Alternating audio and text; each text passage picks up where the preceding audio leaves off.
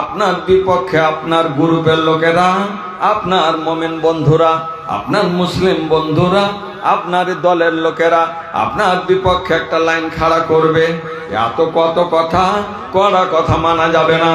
এ বন্ধু আমার, এটা কোনো মায়ের লালের কোনো সন্তানের কথা নয়, এটা আল্লাহর বাণী, আল্লাহর নবীর বাণী। আল্লাহর নবী যেটা করেছেন, আল্লাহ পাক যেটা করতে দিয়েছেন, এটা আপনাকে করতে হবে।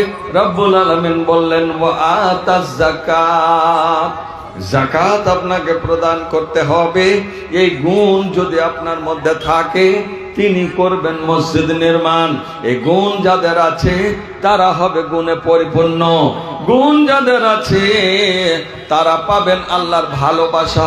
আল্লাহর ভালোবাসা নিতে গেলে এ বন্ধু আমার, নিজকে ত্যাগ করতে হবে, অনেক কিছু আপনাকে বিদায় করতে হবে, অনেক কিছু আপনাকে ত্যাগ মেনে নিতে হবে।